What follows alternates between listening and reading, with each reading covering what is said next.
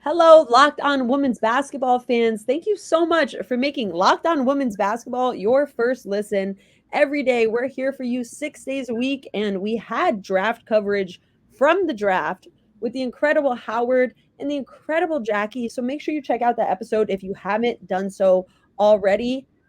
But this episode is so special. It's not going over the X's and O's of the draft. This is going over a perspective of the draft from two people who were there. And we're also going to look ahead about converting all these college women's basketball fans that we've seen over the past couple months to WNBA fans. I'm joined by the one and only Aliyah. Funschelle. Locked On Women's Basketball starts now.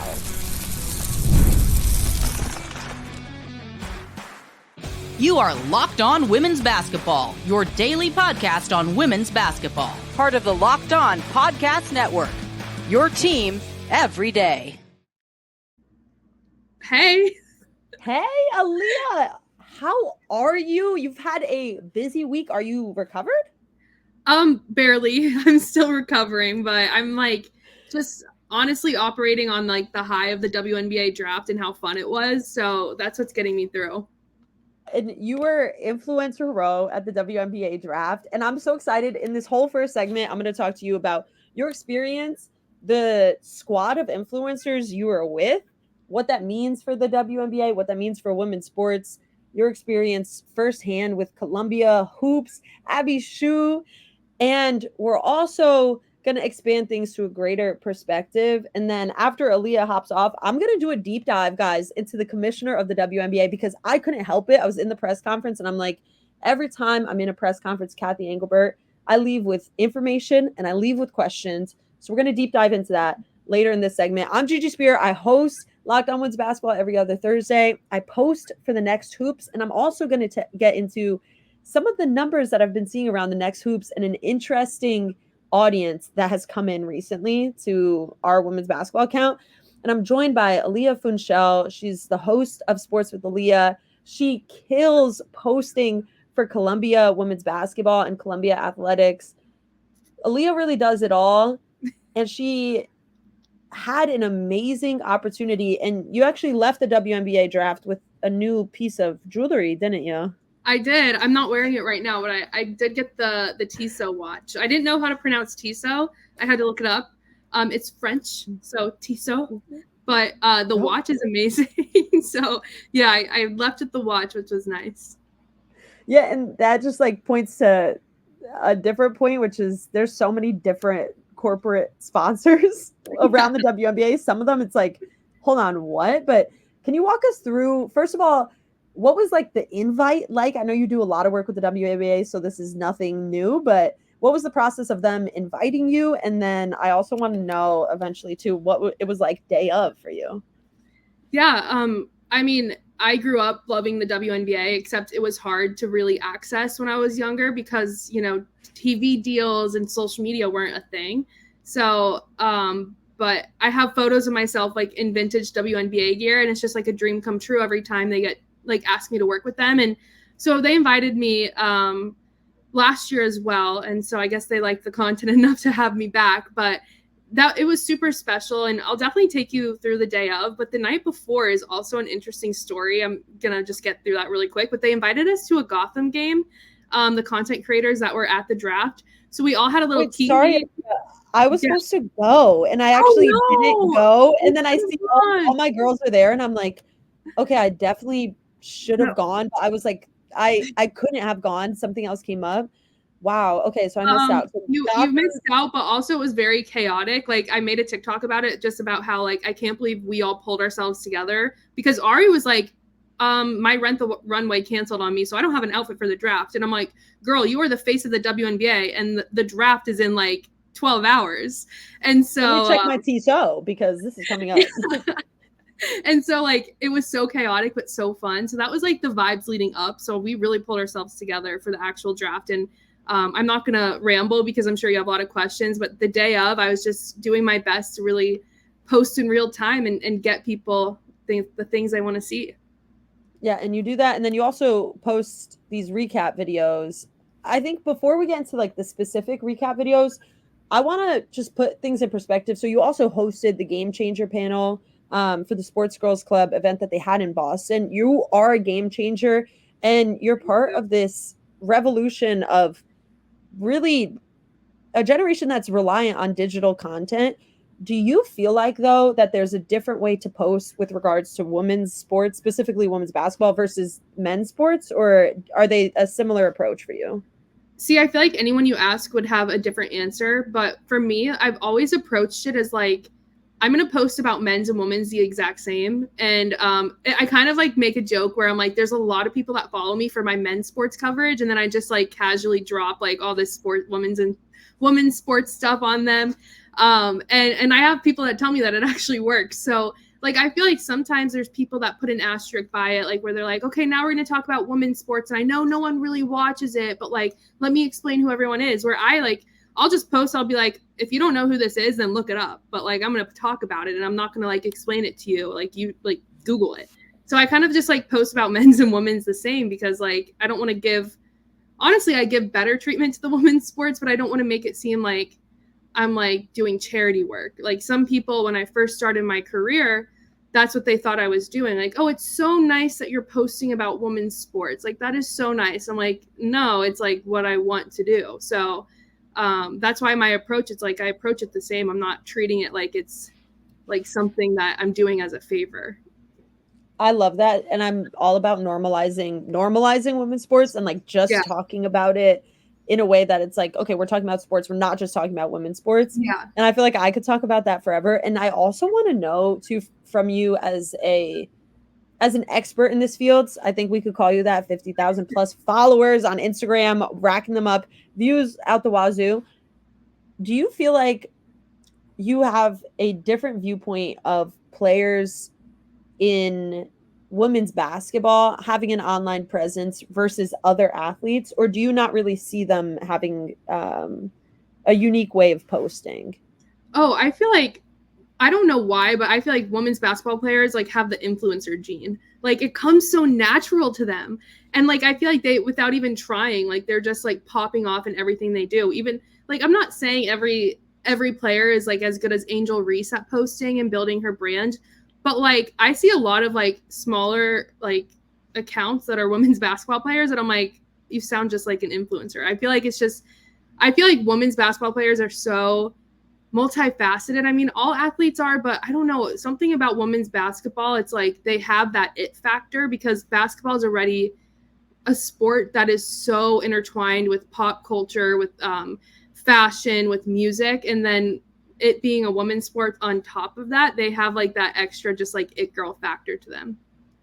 They are it girls. And can you talk us through the it girls you were with, the other influencers there at the draft? Of course, that was a great segue. So, I mean, that's why I host. Exactly.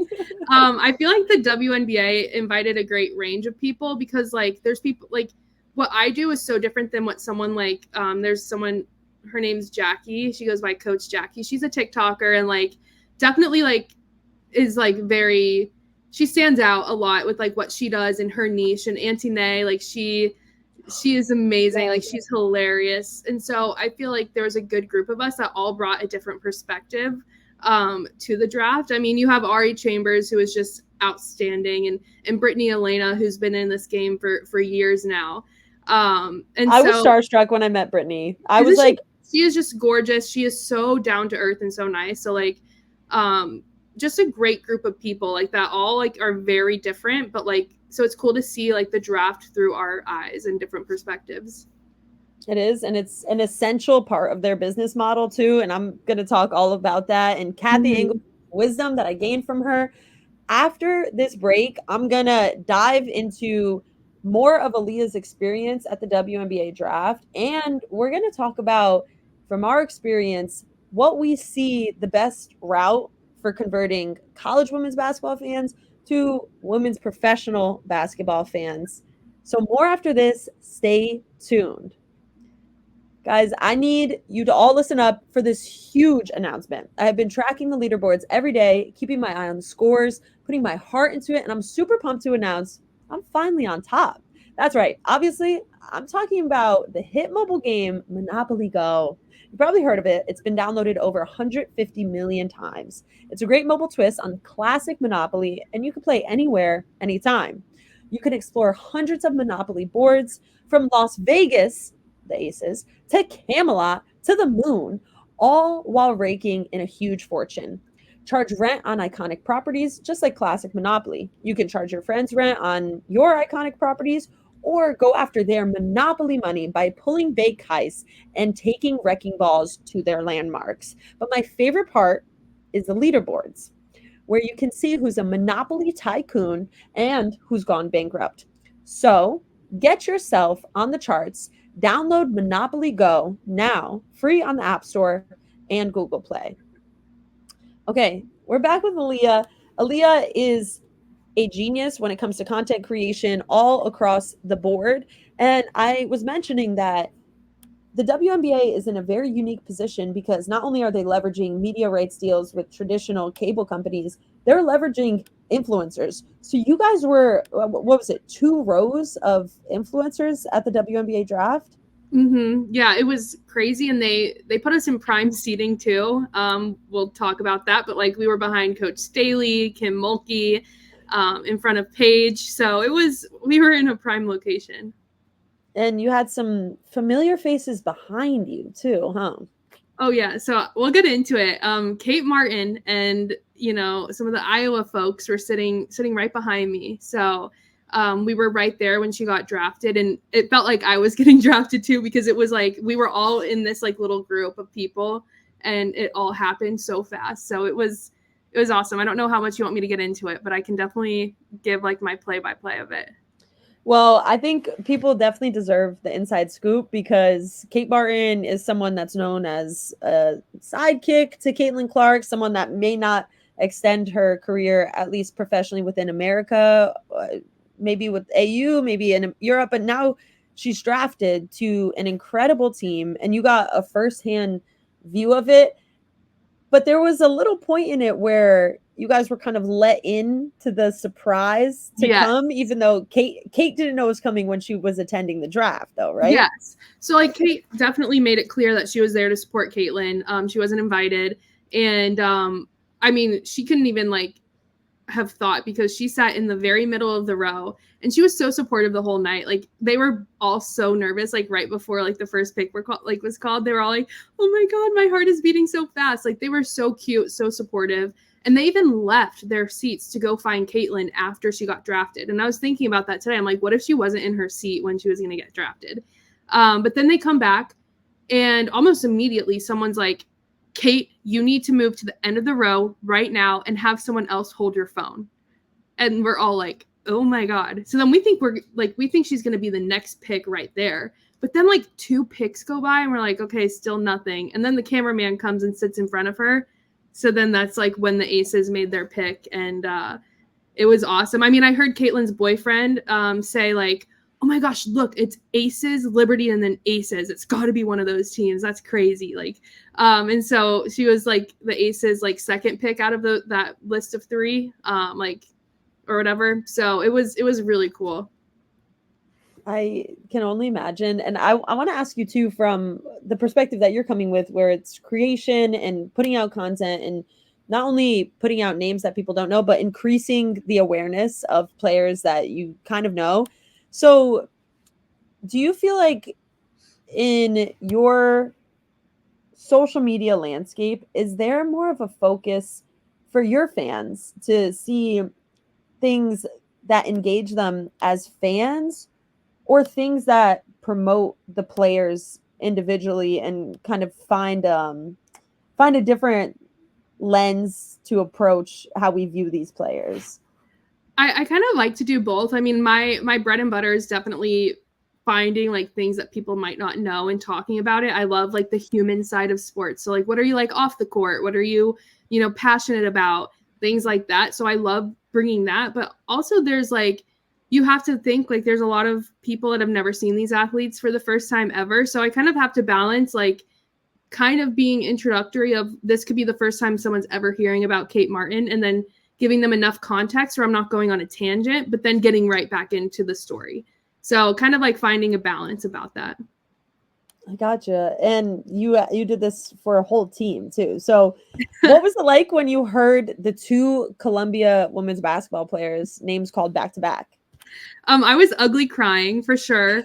I mean, Abby Shue is the best player I've ever covered. I mean, she has set every record possible, like at Columbia and in the Ivy League. And a big part of her story is her losing her dad to COVID, and also she was in the Parkland, like went to school at, during the Parkland shooting. So she has dealt with so much trauma in her life, and basketball was her way through it. And so the things she went through and the player that she is, like to hear her name get called, I just started bawling immediately. And then the next pick 30 seconds later was her former teammate, Caitlin Davis, which is also a great friend of mine. So then like the waterworks were coming and people thought I was joking. Like they thought I was like fake crying. And I'm like, no, these are real tears. Like I'm crying right now. And so definitely had a few mascara streaks, but it's okay. And I can only imagine how full circle that moment must be where you're grinding on your own and then you saw for an entire season and postseason these two players in an entire roster grind and make themselves known nationally. Can you just maybe put this in perspective what two Columbia basketball players getting drafted and what this means not just for them, but maybe also for a changing landscape, if there is one, for which players that we could see go on and get drafted and look beyond just college hoops for their hoop dreams. A little perspective, if you can. Yeah, I mean, I think those two especially getting drafted, one, it does a lot for the mid-majors and for like the Ivy League. It looks great. But also like I don't know, like they might not be as well known, but their basketball speaks for itself type of thing. And I know they're going to be successful wherever they go, but also converting, like capitalizing off of, they had a viral moment, the Columbia women's basketball team during March Madness when they found out they were selected for the tournament and first time in school history. And so they already had a lot of eyeballs on them. So I feel like it's just a great way to capitalize off of that and roll on over into the W season or training camp or whatever it may be, and use this as a way to propel them forward. To wrap it up with Aliyah, before we go into our final segment, Aliyah, how are you propelling yourself forward after this WNBA draft? And can you let the listeners know what you're going to be up to the next couple months? I know they know where they could find you based off the screen, but let the people know, especially those who are listening on audio and don't necessarily have this thumbnail to go off. Yeah, I mean, I cover all things. Like, honestly, I cover like just my life in the sports industry, but especially women's sports and especially women's basketball. So, I mean, this summer I'm going to really hit it heavy with W coverage. Liberty, they have like the influencer row. So like, that's always fun. I get to go to a lot of the games. So definitely a lot of W coverage, some NBA stuff, but that's not why we're here. We're here for the W. So you guys can find me everywhere. Just type in my name, Aliyah Funschelle. I have a very unique name, so like I'm very easy to find. You are, and you're one in a million. Aliyah, you're so special. I'm so happy I know you. I'm so happy to have you on Locked On Women's Basketball, and I think it's amazing that you are providing so much context around people who are doing amazing things in their lives, and you're doing the same. So thank you so much for coming on. I appreciate it. Of course. Thanks for having me. Thank you. Talk to you soon. Yes. Bye. All right. Bye. All right, guys. And this brings us to our next break. And after this break, just to put in context again, we're going to talk all things Cathy Engelbert and how she approaches the WNBA from a business perspective. And I've learned a lot about her, so I can't wait to include you on what I've learned. And I also want to put this season in these past couple weeks in perspective. I was at the Final Four. I was at the WNBA draft. I've spoken to people like Caitlin Clark. I've spoken to people like Cathy Engelbert. And I can't wait to let you know what I've learned. But we got to give some love to our sponsors. So stick around for segment 3. It's playoff time in the NBA and NHL. Baseball's in full swing. And FanDuel is your place to bet on every game. Right now, new customers get $150 in bonus bets, guaranteed. That's $150, win or lose. Bet on everything from slap shots to home runs to slam dunks, all on an app that is safe, secure, and easy to use. What are you waiting for? Visit FanDuel.com/lockedon and make your first bet an automatic win. FanDuel, America's #1 sports book. And there's more action across the Locked On podcast network. If you're fans of watching Fox Sports or ESPN on your TV all day, if you have to turn down the volume with all that shouting, make the switch to Locked On Sports today, a free 24/7 sports streaming channel programmed for you every day to bring you the biggest stories without all the screaming. Locked On Sports Today brings you can't miss analysis, opinions, and news streaming 24/7 on YouTube or the free Amazon Fire TV. Channels app, part of the Locked On Podcast Network, your team every day. Okay, everybody, I have a little bit more time with you. And if you're watching this and if you're listening to this, I'm so happy to have you. I am also so happy to say that I've been part of some huge events. The athletes, the coaches have been doing all the work, and I've been there to watch and document as the season goes on. And I want to include you on some analytics that I've gained, okay? So a couple of our videos have reached hundreds of thousands of views over on the Next Hoops account on social. Go follow it. And if you're listening to this, you probably already do. So thank you. I just want to let you know, we just talked to a content creator, Aliyah, a fellow 20-something-year-old woman. What do our analytics on social say about who's listening to our social media content? 55% women over the past week. 35% are the ages 18 to 24, which is the majority in our breakdown. So why am I bringing this up? I'm bringing this up because this episode is all a pause on the college women's basketball season and a look ahead to the future of the WNBA season that's starting pretty soon. The WNBA draft literally was 3 days ago. 2 days ago. 3 days ago. Today is Thursday. Thank you. Happy Thursday. So happy to be your Thursday host. And when I was at the WNBA draft, I'm in the press conference with Kathy Engelbert, and I got to speak to her afterwards as well. And I learned a lot. And she clued us in on the 2 ways that sports leagues make money. It's media dollars / content strategy and corporate partnerships. She said we're excelling in corporate partnerships. Aliyah got a Tissot watch. All the influencers got a nice watch. Kathy Engelbert got a watch. State Farm presents. I met Jake from State Farm. Anyway, moving on. Why am I bringing this up? I'm bringing this up because the WNBA is in a great place. For such a young league, let's put it in perspective. The NBA, after that ad read I just read off, FanDuel, the NBA, 75 plus years. MLB, 100 years. Women's basketball has been around. The WNBA has been around for nearly 30 years. College women's basketball has been excelling for just the same amount of time as well. And when you look at apps like FanDuel, who's presenting this podcast, we love you, FanDuel. Thank you. People love betting on women's sports. Do you know how many people reached out to me throughout this entire season and asked me who looks good? And I'm like, I don't bet. I don't do that. I love FanDuel. I think it's great, but I don't personally do it because I don't want to, because I don't want to lose money. But women's basketball, women's sports are a huge way for people to engage with the sport and then continue to watch. So something that Kathy Engelbert was talking about, there's a lot of people who are betting, but not necessarily watching. So the hook is to make such a great program and have such great media content that people are continuing to watch, even beyond just placing a bet and reading off stat lines to then place that bet. So that's thing one, is increasing eyes on women's basketball is huge for the WNBA. They capitalize off things like the Final Four. The Final Four was last week for a reason. And when the Wubble season happened, you had players like Sabrina Ionescu coming into the league.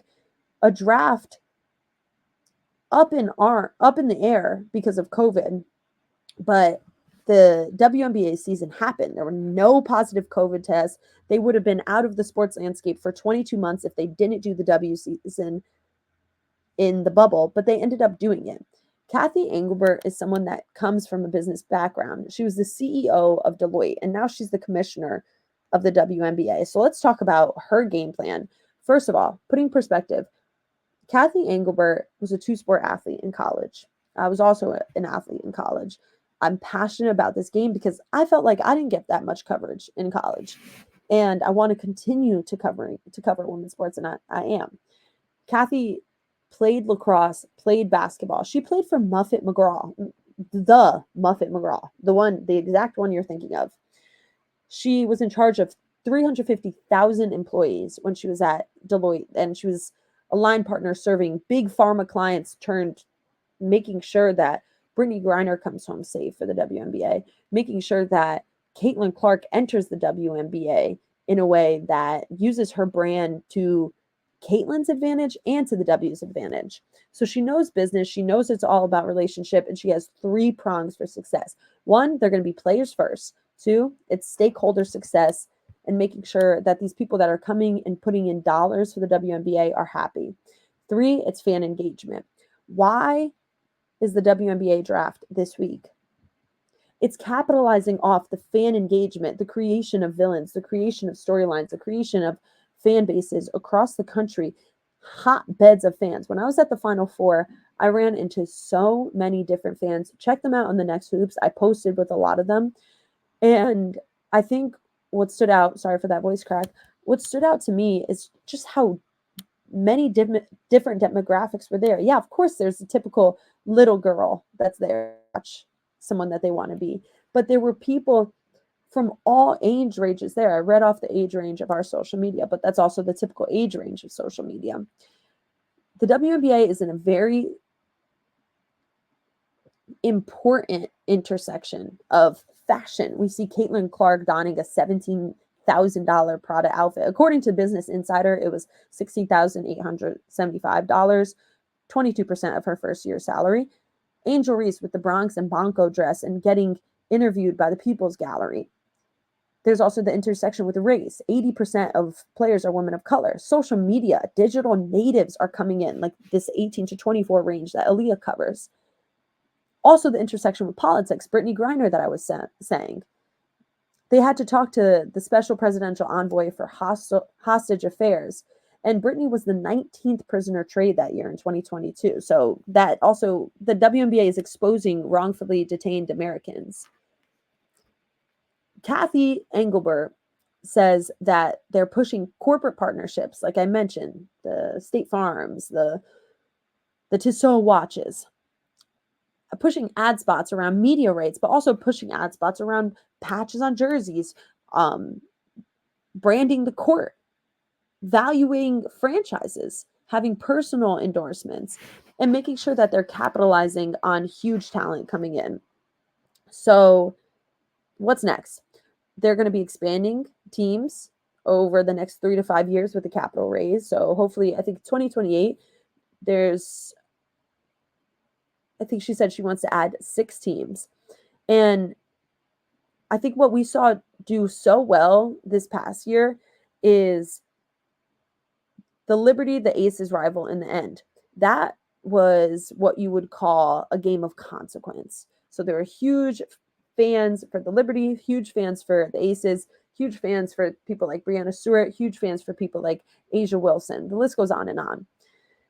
And there's also these edgy players coming in, people who stir controversy. Why do you think these videos are getting hundreds of thousands of views on social media? All the comments that come into my phone for a women's basketball account vary between support, hate, people who just wandered there and wanted to complain about something, but also people who are invested in these personalities.